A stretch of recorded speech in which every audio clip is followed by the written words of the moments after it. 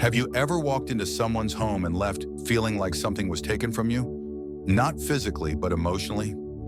After 65, every visit, every conversation, and every environment you step into matters more than ever. You've earned your peace, and it's time to protect it. Yet too often we continue walking into homes that chip away at our well-being, maybe out of habit, guilt, or a sense of obligation. But not everyone deserves your presence, especially not now. There are people whose homes carry tension, judgment, or constant negativity. Others drain your energy with endless complaints or subtle insults disguised as jokes. Some manipulate with guilt, while others remind you of mistakes you've long outgrown. These environments don't inspire or uplift. They quietly unravel your joy. You leave feeling smaller, sadder, and unsure why.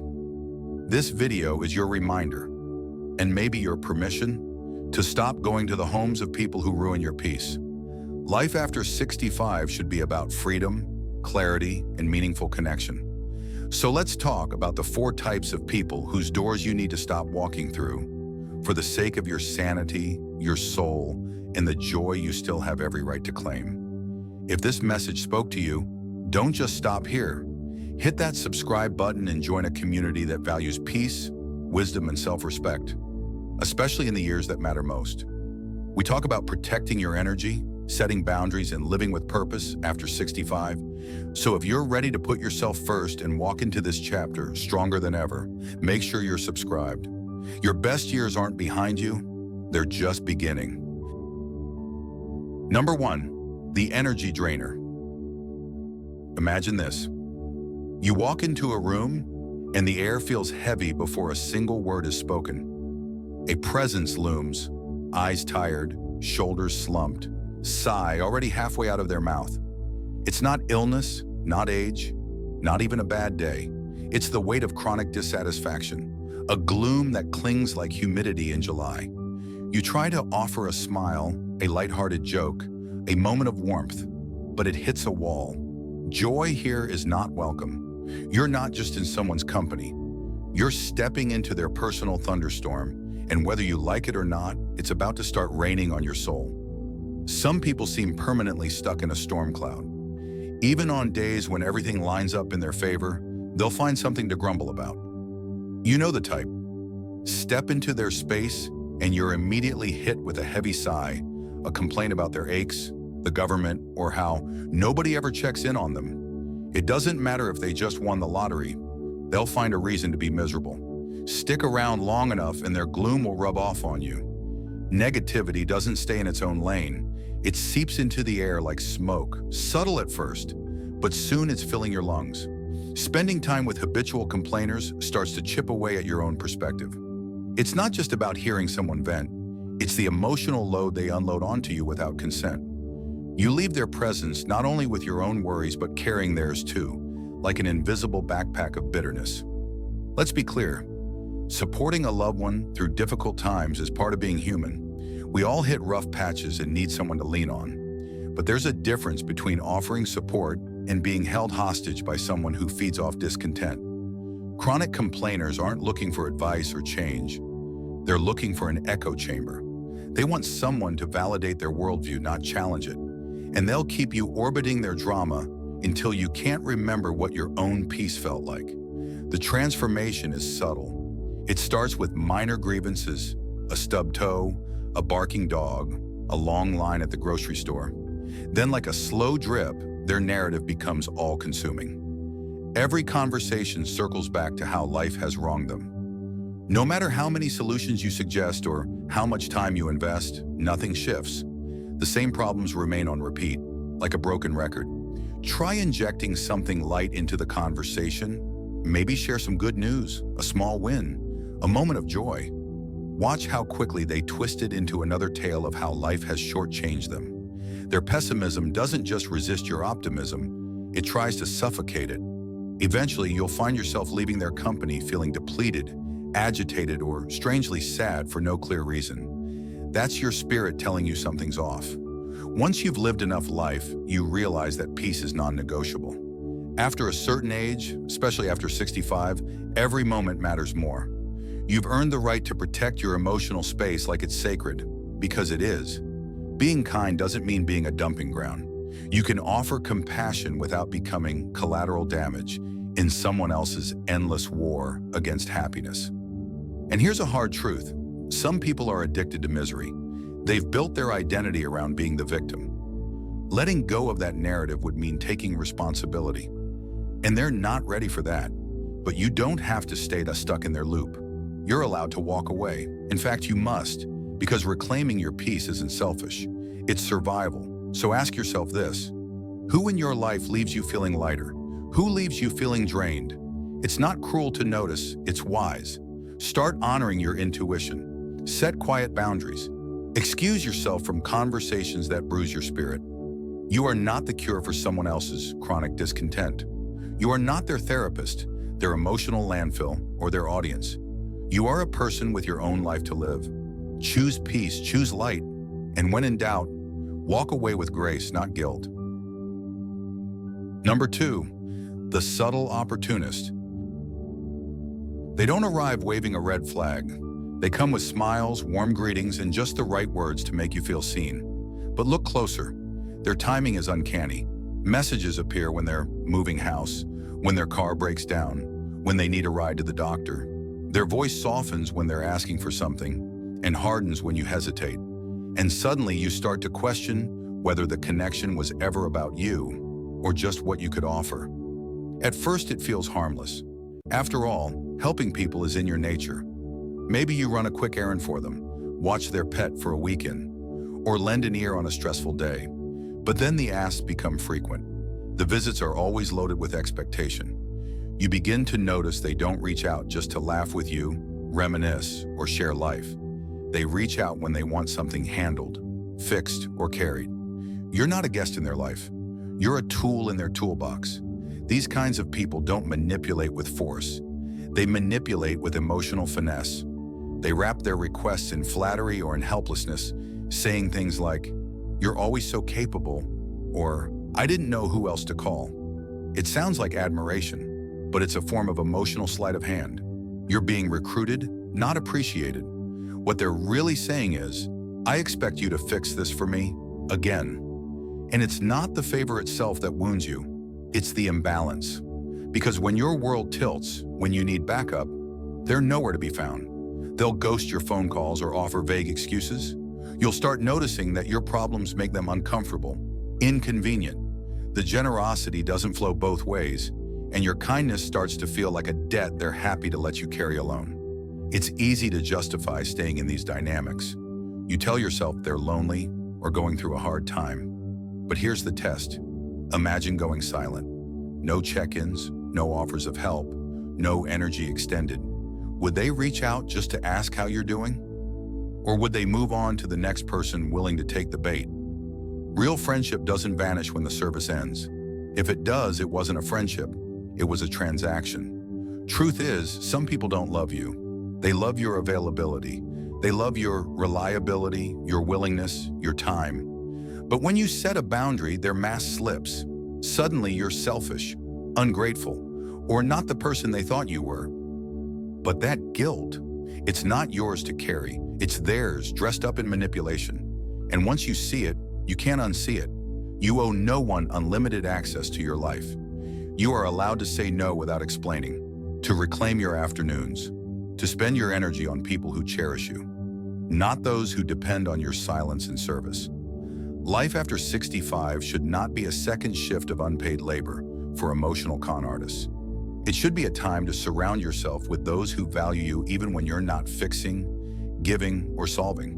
You're not a utility, you're a person, and you deserve relationships built on mutual care, not quiet exploitation.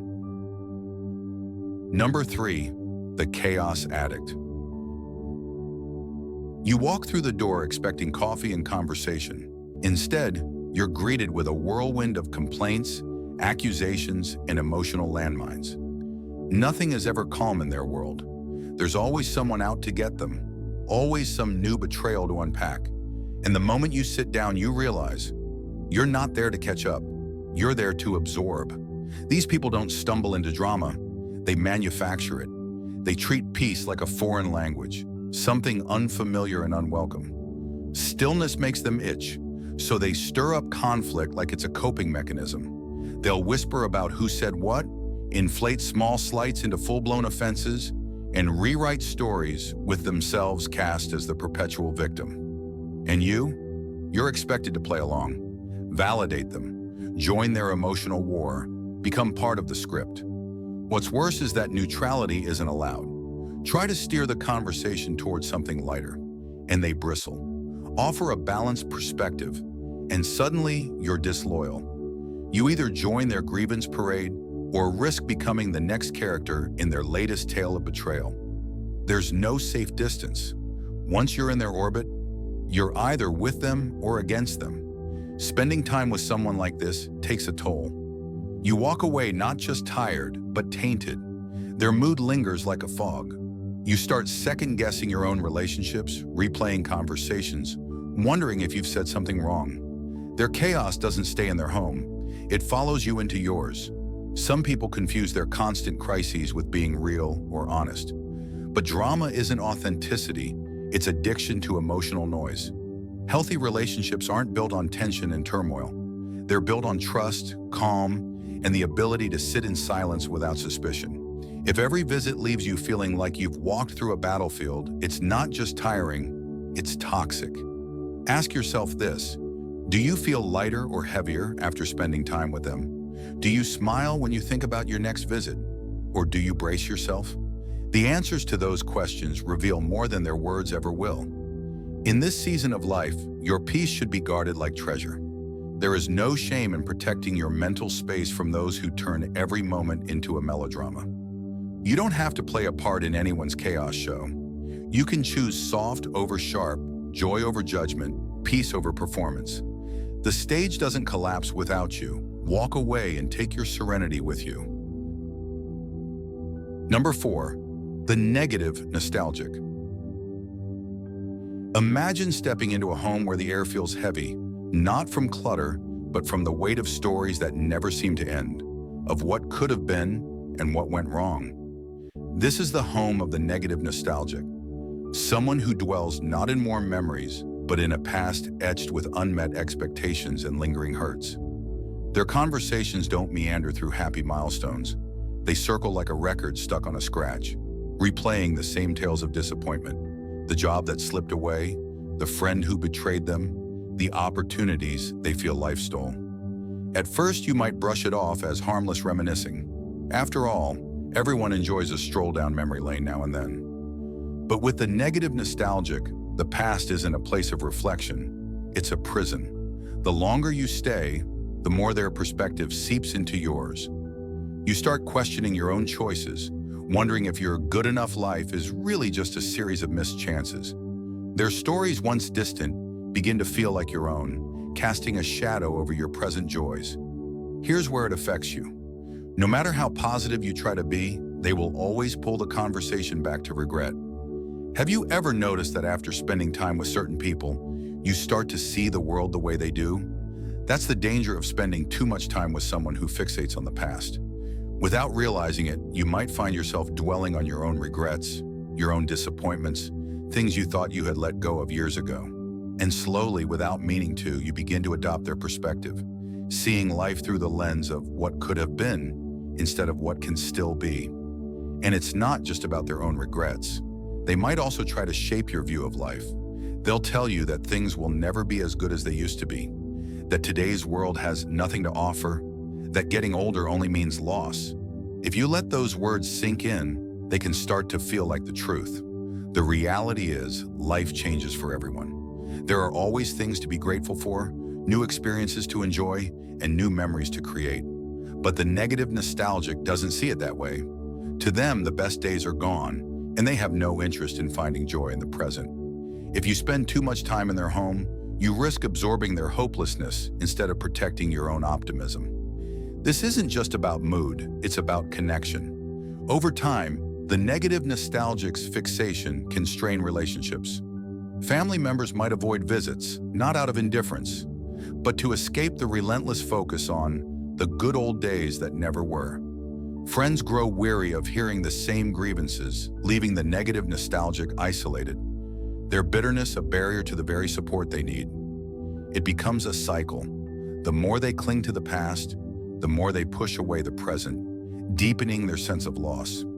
If you find yourself in the home of a negative nostalgic, kindness is key, but so is boundary setting. Acknowledge their feelings without letting their perspective define your own. Gently steer conversations toward the present. That sounds hard. What's something small that's brought you joy lately? Or, I remember when we talked about your garden. How are those new flowers doing? Redirecting their focus can help them and you reconnect with the here and now, even if just for a moment. Now, this doesn't mean you should avoid people who have been through hardships, but there's a difference between sharing life lessons and clinging to past pain.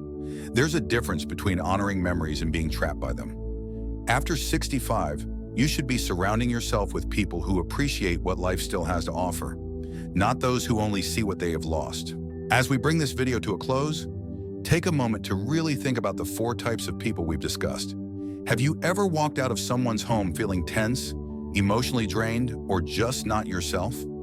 If that sounds familiar, it may be time to reevaluate where and with whom you spend your valuable time. After 65, your peace isn't just important, it's essential. Guarding it isn't selfish, it's part of living well. This doesn't mean cutting people off for no reason, but it does mean being intentional about who you allow into your space and how they make you feel. Some people leave you feeling lighter, brighter, and truly seen. Others weigh you down with their negativity, criticism, or emotional chaos. Start noticing how you feel after your visits. It says more than words ever could. The right relationships add to your life. The wrong ones slowly take pieces away. You're not here to absorb anyone's bitterness, fix their issues, or carry burdens that don't belong to you. Your time and emotional health matter, and you deserve to spend these years with people who lift you up, not wear you down. So ask yourself, who brings peace into your life? Who values your presence? And whose home feels like a place of comfort, not conflict? Those are the connections to nurture. Because now more than ever, every moment counts. And choosing wisely will shape your best years ahead. We'd love to hear from you in the comments. Share a takeaway from today's video or a step you're planning to take. Your voice matters and your story could help someone else. If you found this video helpful, don't forget to like, subscribe, and share it with someone who might need to hear this message. Your support helps us keep bringing you content that informs, encourages, and empowers. Thanks for watching, and we'll see you in the next one.